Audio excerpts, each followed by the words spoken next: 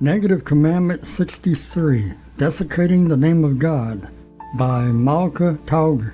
Leviticus 22:32, Neither shall you profane my holy name. Everything a Jew does has an effect on the way others look at the Jewish people and the Torah. This also includes probably the Noahide, who should also act in the same way here.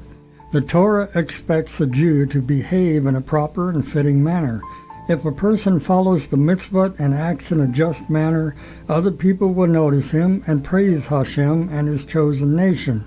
However, if the individual does not act properly, people will see and criticize not only the person himself, but Hashem and his nation. This is called a desecration of God's name. This negative mitzvah describes three types of situations where a Jew must be very careful in what he says and how he acts so that he will not cause a desecration of God's name. 1. The first type of desecrating God's name is when the Jewish religion is challenged. If an evil nation or person proclaims that Jews are no longer allowed to follow the Torah, obeying such a ruling would be considered a desecration of God's name. Our history is full of countless stories of Jews who chose to sacrifice their lives rather than deny their faith. 2.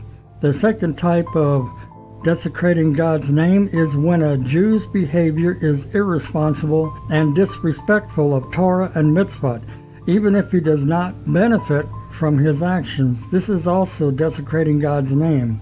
The third type of desecrating God's name involves an individual who is regarded as a religious person and upholds the Torah. If this person does something that even seems wrong, other people will point at him and say, "Look at that person who calls himself a religious Jew." An example of this type of desecrating God's name would be yeshiva, students dumping their garbage out of the bus windows, or a girl sitting comfortably on a public bus ignoring an elderly lady who is standing. If we act in such a manner that causes other people to disapprove of our actions because they are not proper or fitting, this too is considered desecrating God's name.